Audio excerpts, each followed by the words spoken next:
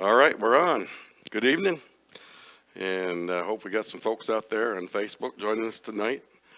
Um, Sometimes we'll have some question and answer discussion that might be difficult to follow along, and as we do some prayer requests and praises tonight, we'll try to repeat those so that you get an idea of what's going on in the sanctuary here tonight, but we're grateful for all that have turned out. Pastor Roger still at the SBC convention. I think they'll be coming back this way tomorrow, if I'm not mistaken. They'll be with us on Sunday once again, and he'll be preaching. So if you didn't like my preaching, you don't have to be too sorry. He'll be back. So we're going to cover some of the prayer needs tonight. The things that you have on there, we've got a number of folks that have had back surgeries, and but I think everyone's on the mend. Just continue prayers. Was there something I missed there? Oh, hi.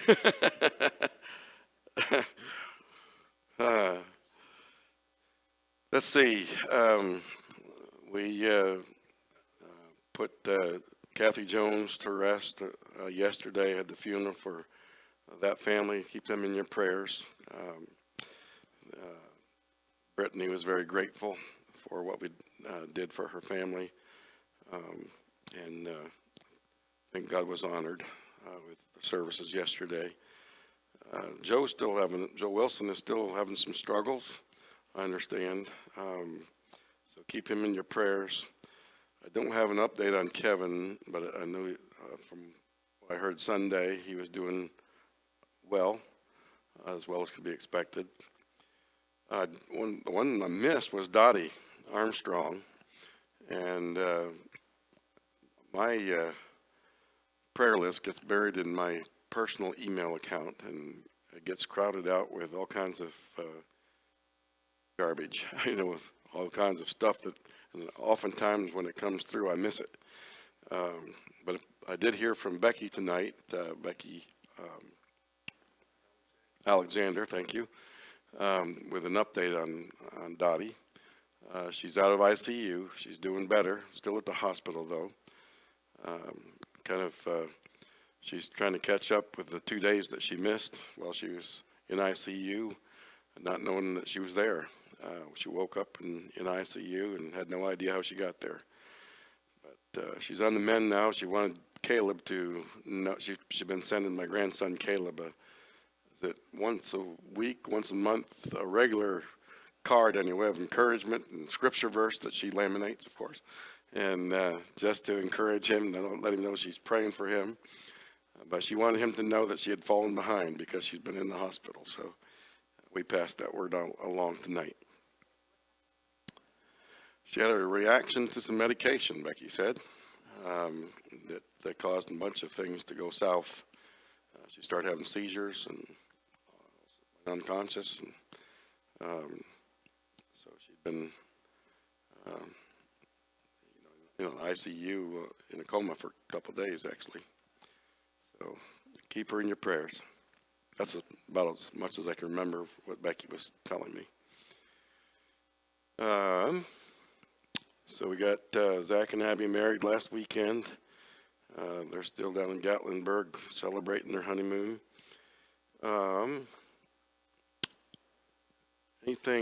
Any other prayer updates tonight that you all have? Larry?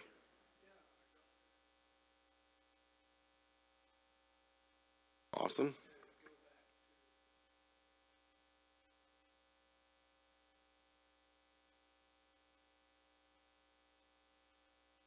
We're going to stay a few days. Oh, awesome.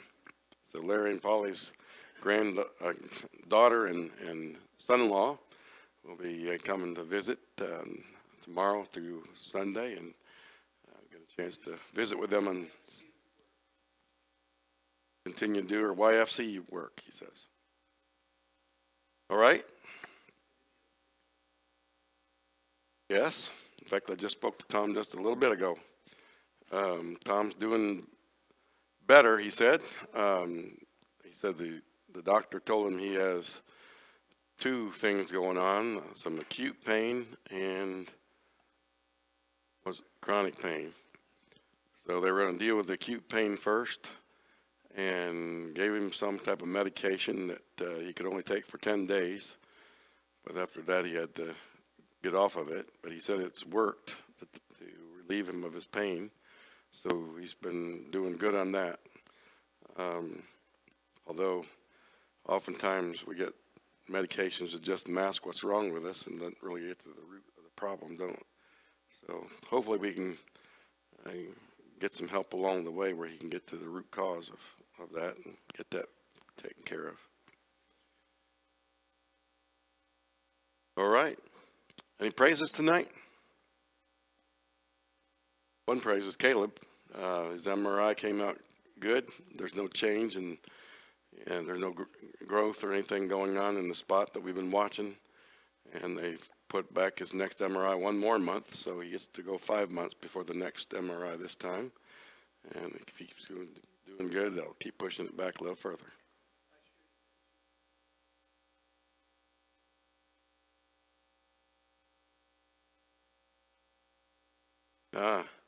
So Sarah Beth and Luke were able to get through Yellowstone before the floods and all washed out the roads. So that's a praise. All right, well, let's pray together, and then we'll get into God's Word together. Thank you, Lord, for your love for us, for these answers to prayer, for Caleb's good report, for giving traveling mercies to know ahead of time that you could get Luke and Sarah Beth through the area of Yellowstone that was deluged with water and floods and washed out roads that would have made it impassable. And thank you for the opportunity that I'll have to spend some time with Larry and Polly. And we look forward to seeing them here on Sunday. Lord, we continue to lift up our church members that are struggling with health issues, those have been through surgeries, and especially we lift up the Jones family, that you continue to encourage them, comfort them, and minister to their grief. I pray also that the impact that we made and the love that was poured out on them the last couple of days will serve to help them to seek you and to know you and to desire to have a relationship with you so that they can have a reunion together as a family around heaven's throne when the day comes when you call each one of us home.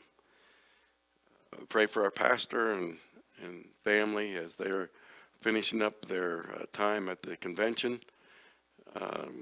We thank you that for the most part, it seems like things have been peaceful there, and they've made some good resolutions.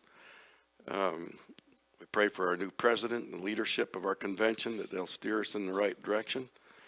Lord, in a time when many of the decisions that are being done at the top of our mainstream churches are catering to the wokeness of America instead of impacting culture. We're allowing culture to dictate to us what's right and what's wrong, and instead of letting your word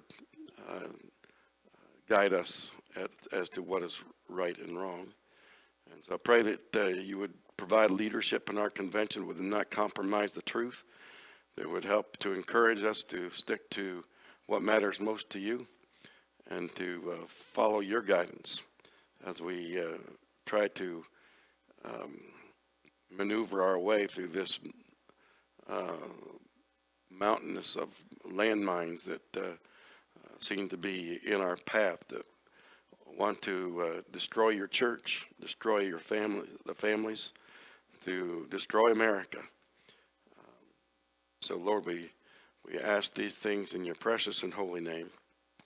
Amen.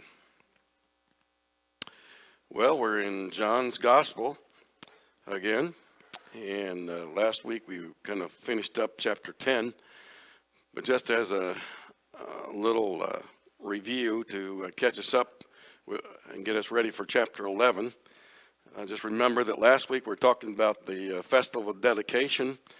And Jesus encountered there in the temple with the Jewish leaders, where they have falsely accused him of blasphemy and used that as an excuse to try to stone him to death. But Jesus, once again, evaded their attempts to seize him, and he slipped through their grasp. Well, one thing that John wants to make very clear in his gospel is that Jesus' death wouldn't occur until the time that the Father had designated for him to lay down his life. Not before. There was nothing that anyone could do that would change that. No one could kill him, cause anything to happen to him until he was ready to lay down his life. No one has the power to take it from him. No one has the right. And when the time is right, he will lay it down of his own accord, he says in verse 18 of chapter 10. So Jesus disappears from their sight, and he crosses over the Jordan River to the region of Decapolis, where John has been baptizing earlier in his ministry. And the reception that he gets on the east side of the Jordan was much warmer than what he experienced in Jerusalem. And it's obvious that John's done a great job of preparing the way, as was his job to do. That's what his calling was, prepare the way for the Lord. And these folks found Jesus to be everything that John said he was. And many believed that he truly was the Messiah of God. And now, while he's enjoying just a little bit of respite from the hostile Jewish leaders, a messenger comes to him with some bad news. So we pick it up in chapter 11. It says, "Now a man was sick, Lazarus from Bethany, the village of Mary and her sister Martha. And Mary was the one who anointed the Lord with perfume and wiped his feet with her hair." I find it interesting that John refers to something that he doesn't talk about until the next chapter. He tells the story of Mary and anointing Jesus' feet in chapter 12. And perhaps the reason for this is just to emphasize how much love that she had for Jesus and how much Jesus loved her. We don't know much about Mary's past, but she may have been much like the woman mentioned in Luke chapter 7 that also washed Jesus' feet with her tears and wiped them with her hair and anointed him with an expensive perfume. Jesus explained to the Pharisee host that was there at that meal that because her many sins had been forgiven, that's why she loved so much. So he said Mary was the one who anointed the Lord with her perfume and wiped his feet with her hair, and it was her brother Lazarus who was sick. So the sister sent a message to him, "Lord, the one you love is sick." So I want us to keep in mind some of the time frame that's going on in this story. So keep in mind that it will probably take the messenger at least a day to travel from Bethany to where Jesus is in the region of Decapolis. It's at least 20 miles and about as much as a person can walk in a day. And so as he's on his way to reach Jesus and break the bad news, the situation now being a matter of desperation with Lazarus. And I believe that the sisters understand that the only hope that they have at this point, that Lazarus has, is if someone can get the message to Jesus fast enough, and that Jesus can return immediately and get back there fast enough to do what only Jesus can do, that without that, Lazarus has no hope of survival. And I think they know in the back of their minds that it's not very likely that Lazarus is going to survive until Jesus returns. So it says in verse 4, when Jesus heard it, he said, "This sickness will not end in death, but it is for the glory of God, so that the Son of God may be glorified through it." I believe that Lazarus died shortly after the messenger left to head for where Jesus was at. While he was still on his way, and Jesus knew that he was dead. How could he know? Well, because he and the Father are one, right? Because he is God. He is omniscient. He knows everything. And so now Jesus loved Martha, her sister, and Lazarus. I wonder why John doesn't mention here Mary by name in this phrase, because generally Martha is the one that's sitting at Jesus' feet, right? And Martha's the one that's busy in the kitchen, taking care of all that stuff. But here he mentions Martha and Lazarus, but Mary is just mentioned as his sister. So when he heard that he was sick, he stayed 2 more days in the place where he was. Now, doesn't that sound like an odd way to express your love for somebody? It's like, Jesus, your best friend, Lazarus, he's sick and he's about to die. Mary and Martha need you now. Okay, thank you. I'll head that way in a couple days. What do you suppose is the reason for this kind of response from the one who loves us so? Why doesn't Jesus have a sense of urgency in responding to this dreadful news? Jesus' response to this news is startling in that in his humanness, I'm sure he would have done the same thing that you and I would have done. Because Lazarus and Mary and Martha were just like family to him. You know, oftentimes he would stay in the home of Mary and Martha, and they would be his host and take care of him when he was in that area of Jerusalem. And they're just like brother and sister. And I think in his humanness, he would have got up immediately, gathered a few of his belongings, and tried to get there as quick as possible. But in his deity, Jesus understood that this was a God moment. This was an opportunity for God to be glorified through the obedient actions of the Son. This was an opportunity to reveal himself once again as the promised Messiah, Emmanuel, God with us.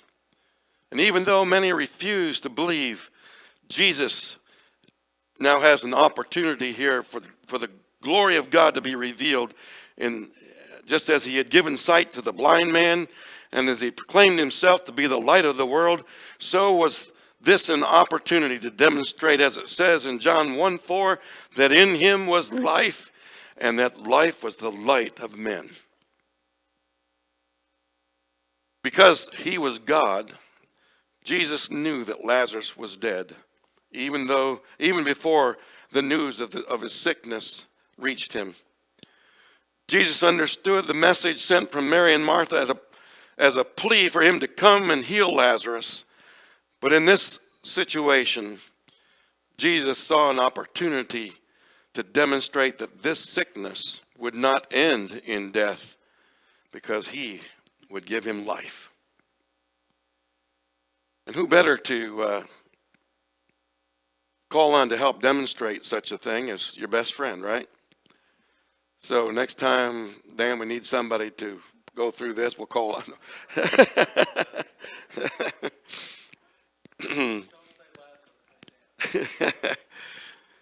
His hope was that by restoring Lazarus to physical life, that his followers would believe that he had the power to give eternal spiritual life. He wasn't looking for the praise and admiration for the miracle performed, but that the miracle but the miracle he was about to perform would set in motion the events that would ultimately lead to his own death, and that through his death the glory of God would come. And so he said to his disciples, let's go back to Judea. Are you crazy? His disciples are thinking. You were just there and they're trying to stone you to death. Why in the world would you go back to where they're trying to kill you? Before we touch on that, there's one thing that I want, a little side note, that we need to understand something else about the death, someone's death in ancient Jewish culture. As we understand, when a loved one died, the close family members, and it was usually the women, would carefully wash and prepare the body for burial. They would gather spices and those sorts of things that would help soak up and maybe mask some of the smells of the decaying body as it was buried. But they wouldn't delay in burying a dead person. As soon as that process was prepared, within the day, that person would be buried in the ground. So there's no embalming of the body like we have in modern funeral homes today. So they also believe that a person's spirit remained in the body for 3 days. And then after that it would depart, and that would mean that on the fourth day there would be no hope of a resurrection. It was gone. So when you consider that Lazarus had already died on the day that the messenger came or was sent, while he was on his way, then Jesus stayed 2 more days before he decided to go back to where Lazarus was, and it took him another day to get back. So it's been 4 days in the time that from the time that Lazarus has died, and that he's been in the tomb now for 4 days. And as Martha explained a few verses later, that by now his body stinketh. It's decaying, it's rotting. There is no hope for a resurrection. All hope is gone. So just a little side note there to understand what these Jewish folks are thinking and what they're experiencing, and that they've now lost all hope. Yes.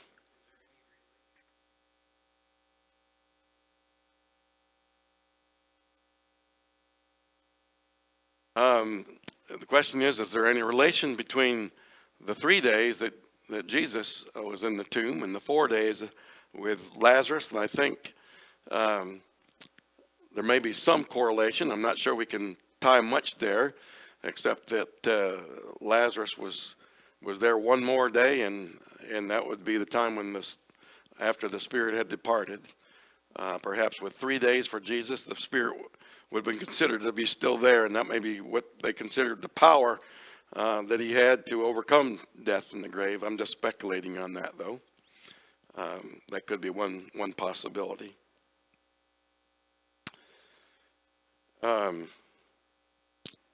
Okay, so verse 7. Then after that he said to his disciples, "Let's go to Judea again." "Rabbi," the disciples told him, "just now the Jews tried to stone you, and you're going there again?" "Teacher, are you crazy? Did you forget that they were trying to stone you when you were there just a few days ago?" And then Jesus' response is pretty interesting. "Aren't there 12 hours in a day?" Jesus answered. "If anyone walks during the day, he doesn't stumble, because he sees the light of the world. But if anyone walks during the night, he does stumble, because the light is not in him." Most likely his disciples didn't understand what he was saying at that time. They probably thought he was saying something like, you better make hay while the sun shines.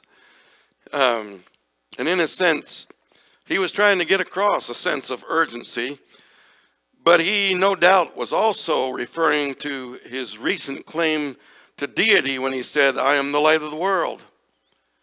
The light's only going to be with you a short time, and then it will be taken from you. And those who believe in him, the light of life, they have the light of life, but those who do not believe are lost in darkness." For those stumbling in darkness, the window of opportunity for coming to faith in him or coming to that light is quickly fading. Time was of the essence, and the dangers that lie ahead wasn't strong enough to deter him from his mission. So despite the threats of on his life to go back to Jerusalem. This was vitally important. In fact, it would set in motion the period of events that would ultimately lead to Jesus' death on the cross. So he said this, and then he told them, "Our friend Lazarus has fallen asleep, but I'm on my way to wake him up." Then the disciples said to him, "Lord, if he's fallen asleep, he will get well." Like, oh, what a relief. These disciples were thinking, if he's just resting comfortably, that means he'll get better, right? And then Jesus, however, was speaking about his death, but they thought he was speaking about natural sleep. So Jesus then had to tell them plainly, Lazarus has died. He's dead. And I'm glad for you that I wasn't there so that you may believe. But let's go to him. Even though these men who are his disciples, his closest followers, they still didn't comprehend the deity of the man that they walked with. But they were committed to him. And then there's this guy who we get to know later on as the doubter, doubting Thomas. But Thomas, called Twin, said to his fellow disciples, "Let's go too, so that we may die with him." So no matter what else we think about Thomas, you have to admire his courage here. He's willing to go with Jesus and go to the death if necessary. He believes that strongly in the one that they're following. Now when Jesus arrived, he found that Lazarus had already been in the tomb for 4 days. I find that somewhat amusing because he already knew that he was in the tomb for 4 days before he arrived. But I think he made note of that, and they made it plain to him that he'd been in the tomb for 4 days. Bethany was near Jerusalem, which is less than 2 miles away, and many of the Jews had come to Martha and Mary to comfort them about their brother. That was kind of a tradition. When someone had lost a family member, folks would gather in the home and they would help cry. They would mourn, and there'd be weeping and wailing for several days until the time was done, and then they would wipe their tears, and life would go on. As soon as Martha heard that Jesus was coming, she went to meet him, but Mary remained seated at the house. Well, there's a turn of the tables, isn't it? Martha went out to greet him, while Mary remained in the house and remained in her grief, along with her friends. Then Martha said to Jesus, "Lord, if you had been here, my brother wouldn't have died. Yet even now I know that whatever you ask from God, God will give you." Jesus responded, "Your brother will rise again." Well, this reply seemed a whole lot like what many of her family and friends had probably said to comfort her. "We're sorry about your brother's death, but you'll see him again someday. At least you have the knowledge that of that to comfort you, that there'll be a resurrection one day, and we'll all get together in heaven." But Jesus said to her, Martha said to him, "I know that he'll rise again in the resurrection at the last day." But Jesus said to her, "I am the resurrection and the life. The one who believes in me, even if he dies, will live. And everyone who lives and believes in me will never die. Martha, do you believe this?" I believe that our Lord's question penetrates the ages of time. The question that he posed to Martha, he poses to us as well. Do you believe this? Our eternal destiny hinges on our answer to that question. And even though Martha didn't fully understand, nor was her faith perfect, yet she replied, "Yes, Lord, I believe you are the Messiah, the Son of God who comes into the world. So having said this, she went back and called her sister Mary, saying in private, Mary, the teacher's here, and he's calling for you. And as soon as Mary heard this, she got up quickly and went to him. Jesus had not yet come into the village, but was still in the place where Martha had met him. The Jews who were with her in the house, consoling her, saw that Mary got up quickly and went out. So they followed her, supposing that she was going to the tomb to cry there. And as soon as Mary came to where Jesus was and saw him, she fell at his feet and told him, Lord, if you had been here, my brother wouldn't have died. That question sounds familiar, or that statement anyway, right? Kind of echoing what Martha had just said a little while earlier. And since Mary repeats the same accusation as her sister, perhaps we can assume that this was part of the private conversation that they shared together as they mourned and grieved over the loss of their brother. And as does happen often when tragedy strikes or when the death of a loved one occurs, the process of grief includes sometimes anger, lashing out at God even. Why, God, did you allow this to happen? If you loved me so much, as you say you do, you would never put me through this kind of suffering. Kind of putting the blame on God for the suffering that we endure. And expecting an answer to that question, why me? And now, with Mary in her grief, everyone's sobbing and crying. And when Jesus saw her crying and the Jews who had come with her crying, he was deeply moved in his spirit and troubled. Where have you put him? He asked. Lord, they told him, come and see. Then we have the shortest verse in all the Bible, which says, Jesus wept.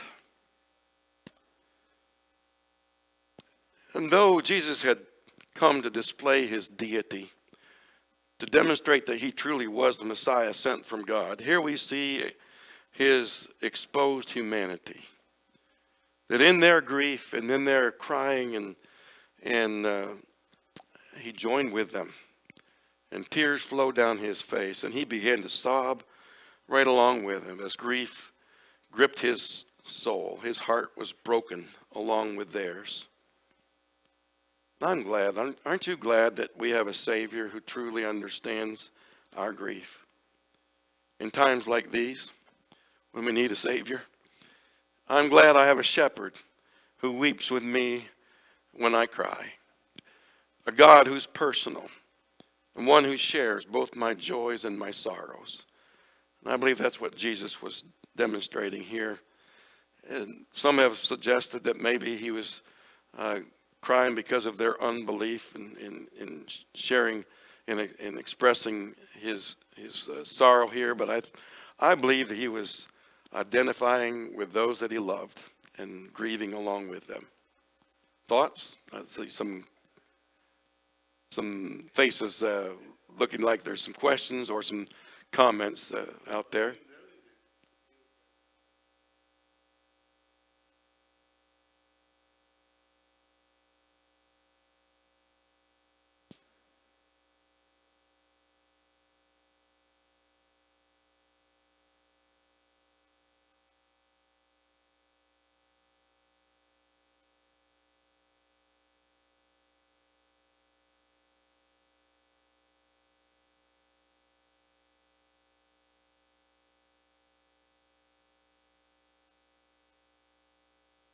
Yes. So oftentimes that when we tritely say that, well, you get to see him again someday, that doesn't really work much to bring much comfort in the moment because the grief is overwhelming. The comment earlier was that it's difficult to understand that Jesus would be grieving over Lazarus' death, knowing that he was going to raise him to life again. And so maybe his grief was more to the effect that he was grieving because of their unbelief.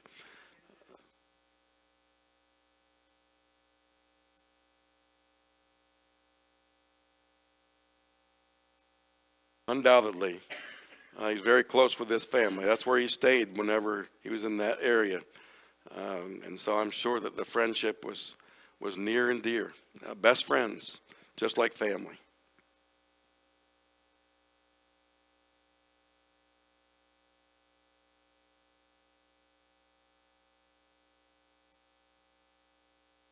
So,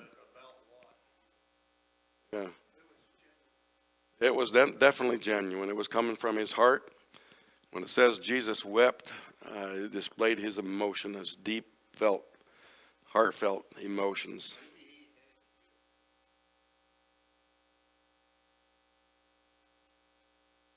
Maybe I kind of, in giving a demonstration, it feels like he was doing something that was planned or manufactured for the moment, which I think his weeping was spontaneous, that it just burst forth like our, yes? Yeah, he had 4 days to know that Lazarus was dead. But I think, there's times um, when you're in a situation and you see, um, well, I'm trying to remember an example. Um,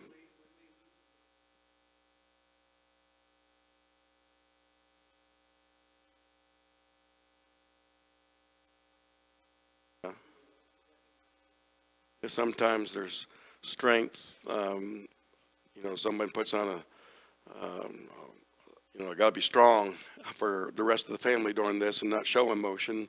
And then maybe sometime down the road that dam breaks and you have to let loose. But I'm thinking more in terms of when I've been in a service where I'm pretty well holding it together, but then someone is expressing their worship, expressing their experience, and their heart begins to break and pour, and all of a sudden, man, I'm fighting to hold back the tears too, and I'm crying right along with them, and that's because we share a common heart, and I believe was what Jesus was.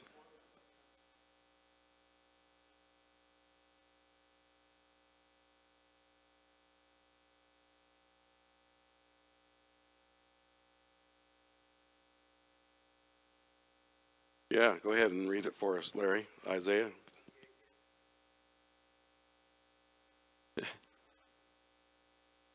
This is a passage I often share at funerals because that's what I see that as Jesus understanding our grief, and that he weeps with us when we weep and he laughs with us when we laugh. We have this unique relationship. Who else has a God who expresses emotions along with us, that has experiences of joy and pain and sorrow? You got it, Larry?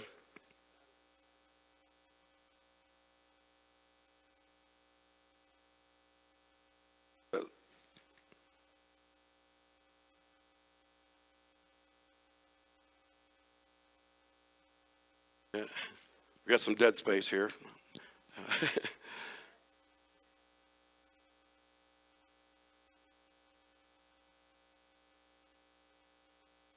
Yet he himself bore our sicknesses and carried our pains, griefs and sorrows. Yes.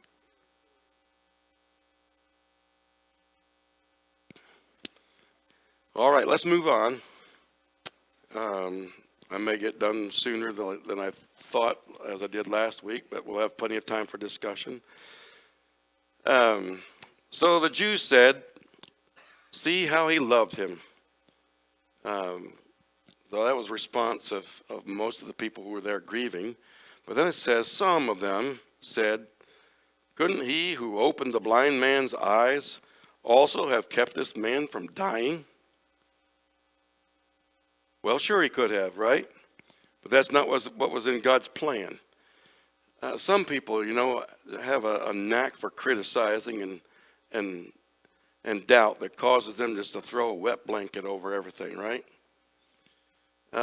Everything that God's wanting to do. And even though God may be at work, their spiritual eyes were blind to what was taking place there that day.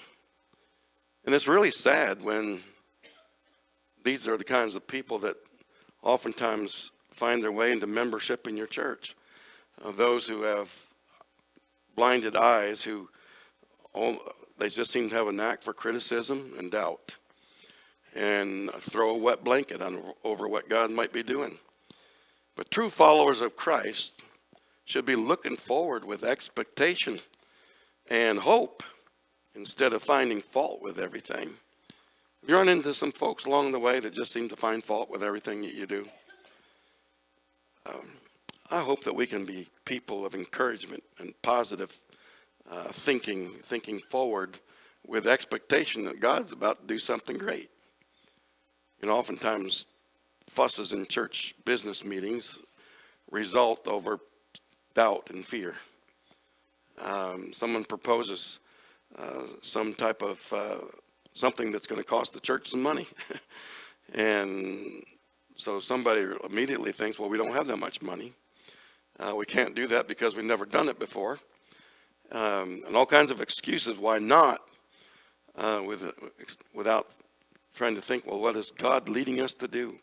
What does God want for us? And extending ourselves in faith as we agree together, this is where God is leading. And we said, if God is leading in this direction, he'll make a way, right? The worst sin that you or I could ever commit is the sin of unbelief. Did you hear what I said? The worst sin that we could commit is the sin of unbelief, because this is the sin that Scripture says is the sin that leads to death. When we refuse to believe, not just in our own mind, but with our heart, that Jesus is the Christ, the Son of God, when we refuse to follow and obey what he says, we will not only die a physical death when we die, but we will also die a second death. It is appointed unto man once to die, but after this the judgment. And the judgment is where he will separate the sheep from the goats. And unbelief will result in eternal darkness, suffering, and death, an eternal separation from the presence of God. Without Jesus Christ, this is our destiny. But when we believe in him, then we will be rewarded with eternal life, forever dwelling in his presence. Thoughts so far?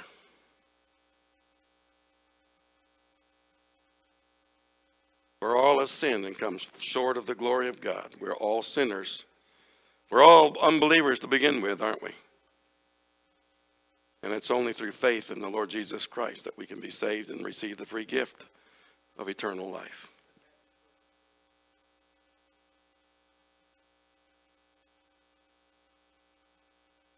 Let's pick it up there. Jesus, deeply moved again, came to the tomb.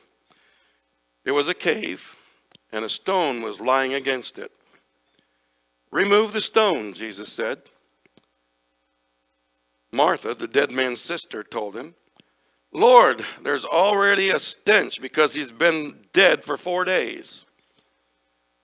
Jesus said to her, didn't I tell you that if you believed, you would see the glory of God? So they removed the stone. Then Jesus raised his eyes and said, Father, I thank you that you heard me. I know that you always hear me, but because the crowd standing here, I said this, so that they may believe you sent me. There it is. That's the purpose why he did what he did here. He wants those folks here to understand and believe that he is the Messiah sent from God. And after he said this, he shouted with a loud voice, Lazarus, come out. The dead man came out, bound hand and foot, with linen strips and with his face wrapped in a cloth. And Jesus said to them, "Unwrap him and let him go." Well, what a sight to behold. Once a rotting carcass wrapped in linen cloths and sealed in a tomb, now restored back to life. Practically a brand new body underneath those wraps coming out of there. Maybe you had the old bones, but the flesh had to be brand new, right? If it was rotten flesh, it had to be replaced. So why did Jesus do this? Well, we just said it, right? So that we and all who were there that observed that day would believe that he was sent by God, that he was the resurrection and the life, and that he is the way and the truth and the life. And the only way to the Father and to eternal life is through him. Well, Lazarus experienced the resurrection power of Christ in a physical way. But every one of us has been invited to experience the resurrection power in a spiritual sense.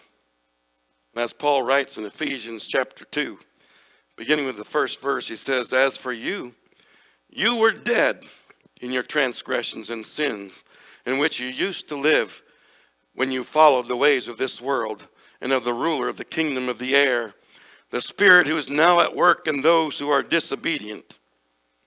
All of us lived among them at one time, gratifying the cravings of our sinful nature and following its desires and thoughts. And like the rest, we were by nature objects of wrath. But because of his great love for us, God, who is rich in mercy, made us alive with Christ, even when we were dead in transgressions. And it is by grace that you have been saved. And God raised us up with Christ and seated us with him in the heavenly realms in Christ Jesus, in order that in the coming ages he might show the incomparable riches of his grace, expressed in his kindness to us in Christ Jesus. For it is by grace that you have been saved through faith, and this is not from yourselves. It is the gift of God, not by works, so that no one can boast."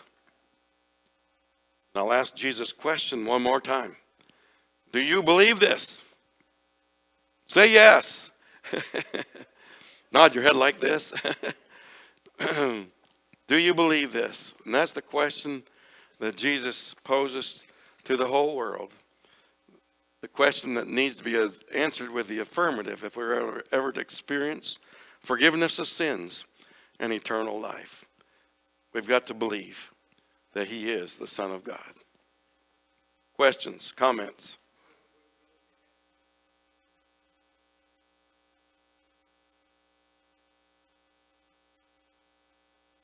That's right. We know that Lazarus is alive and well in chapter 12. He's at the table, at the dinner table. So he's even hungry, yeah.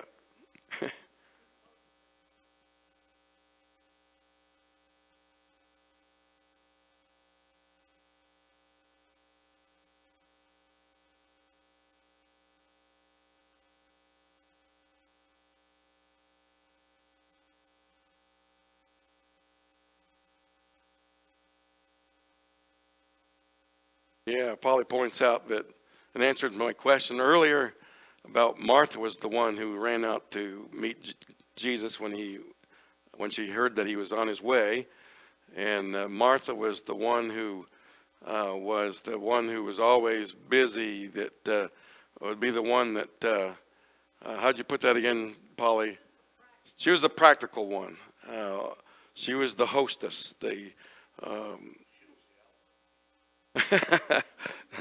Jim says she was the alpha female, the one who took charge, and Mary was the emotional one, the one that kind of had more of a spiritual side to her, that was more wrapped up in the emotion of the moment. whereas Martha's one that wanted to get business done. Good point. Other thoughts? Got 9 minutes.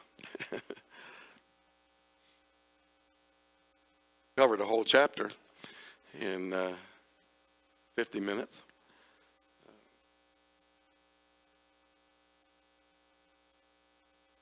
Yeah, we could go on. If there's no further thoughts, we can take a look at what comes next.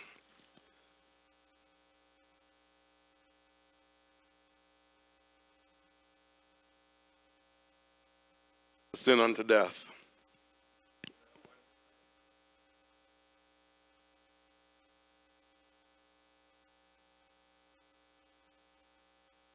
That sounds like a sin of unbelief to me too. If we blaspheme against the Holy Spirit as being the unforgivable sin. Yeah.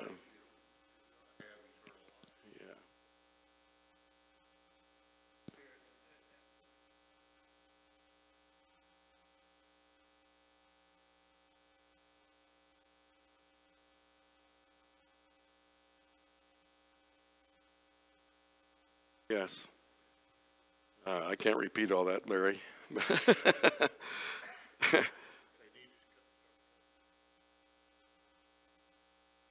Let's see what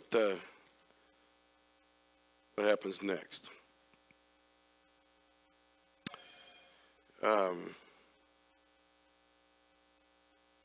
See, where did I leave off here? So there's a plot to kill Jesus.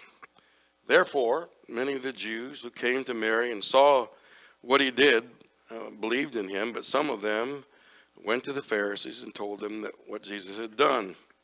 So the chief priests and the Pharisees convened the Sanhedrin and were saying, "What are we going to do since this man is doing many signs? If we let him go on like this, everyone will believe in him.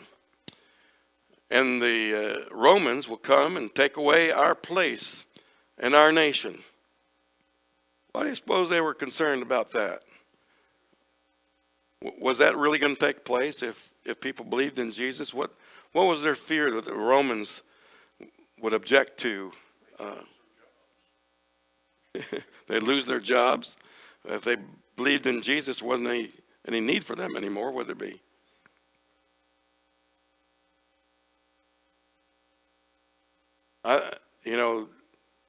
In that day, the Romans were concerned about insurrectionists.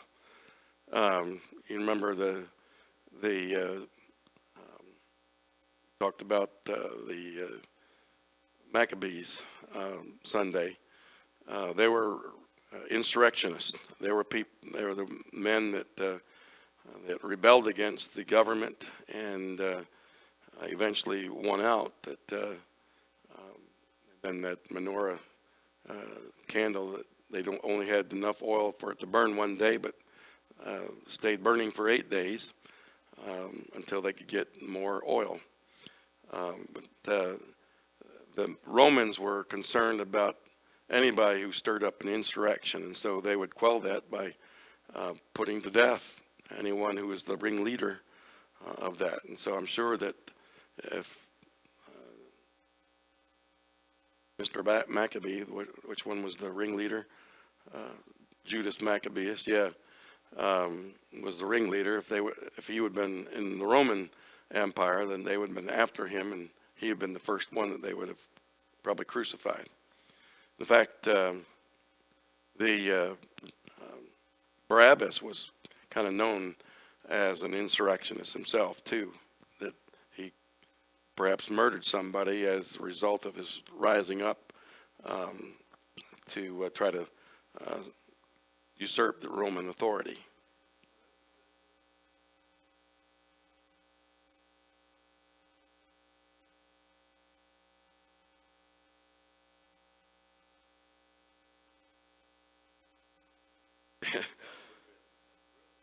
Yeah. The point was that the Maccabees were aligned with the Greeks, and if that were stir up tension between the Greek and Roman Empire that had really had a massive war on their hands. So anyway, that's one thought about what the Jews are accusing here that could take place. If Jesus stirs up trouble, then the Romans are going to come and hold us responsible for this, not having everything in hand. We let somebody get out of hand. So one of them, Caiaphas, who was the high priest that year, said to them, that's something that always gets me tickled when it says that he was the high priest that year. Because what do we know about high priests? Just like Supreme Court justice, they are priests for life. And this was an appointed high priest by the Roman government. He didn't come by it rightfully in the way that the tradition of the Hebrew way of installing a high priest.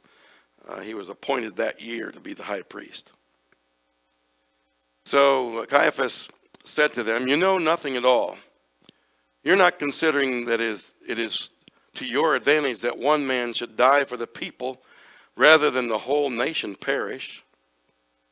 He didn't say this on his own, but being the high priest that year, he prophesied that Jesus was going to die for the nation. And not for the nation only, but also to unite the scattered children of God, so from that day on, they plotted to kill him. Isn't it something that someone who's so anti-Christ would prophesy such truth in the midst of his trying to warn people that they're being foolish? Politician. A true politician. A liar, in other words. Jesus, therefore, no longer walked openly among the Jews, but departed from there to the countryside near the wilderness, to a town called Ephraim, and he stayed there with his disciples. Now the Jewish Passover was near, and many went to Jerusalem from the country to purify themselves before the Passover.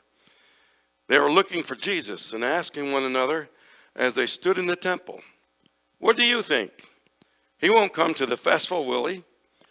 The chief priests and the Pharisees had given orders that if anyone knew where he was, he should report it so that they could arrest him. Well, guess who's on his way to Jerusalem once again, even as the time for the Passover approaches. And we'll see in chapter 12 that things begin to take form for his final entry into Jerusalem, leading up to his death. All right, we used up the time. Any other thoughts or questions? That is something that we read just a little bit, that they plot to kill Lazarus as well, because you don't want this living testimony of the resurrection power of Christ running around your neighborhood. I don't know what they did with Ezekiel's dry bones that got resurrected, what they had to say about those. Yeah. We also know that during the crucifixion that there was many who resurrected up out of their graves that were seen out in public as well, that had raised some questions with people. That'd be odd. See one of your relatives that you hadn't seen in a while. Where'd you come from? Well, I've just seen the power of God. Talk about folks that have this out-of-body experience when they die, or maybe had an experience of death when they came back to life and spoke of what it was like on the other side. I wonder what kind of stories they had to tell. What kind of stories Lazarus had to tell. He probably wasn't. It was much better, in a much better place where he was in death than to come back and face this old world.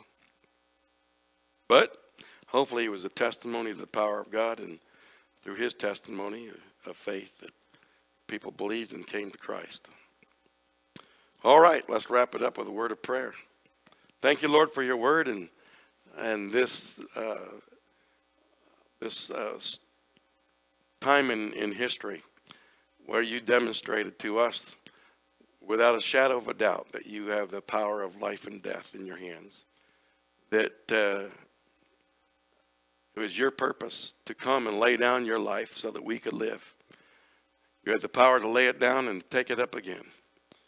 And you had demonstrated that when Lazarus was dead and in the tomb for 4 days. But yet you could restore him back to full health. Restore his body to full strength. Bring those rotting tissue and muscles and connecting tissues back to normal strength.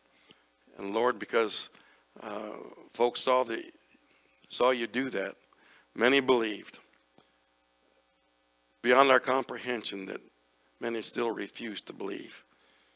And just even though it's recorded here in history and there was many eyewitnesses, yet people will doubt the Word of God and claim that it's just an ancient book that has some nice stories in it and some not so nice stories. But Lord, thank you for the gift of grace that you gave to us and the ability to believe. That because we believe, we know for certain that we have eternal life with you. Our sins are forgiven, and we are children of God, and that we rejoice in that. We pray that you would use us to be a bold witness, that we could go out from this place and share our faith, share what Christ has done for us, especially that he has raised our spirit, which was dead in its trespasses and sin, but now is alive with Christ. That old heart of stone has been removed, and we've been given a heart that's pliable, a heart of flesh that's receptive to the truth of God. And so help us to proclaim that with everything we have, with a loud voice. In Jesus' name, amen.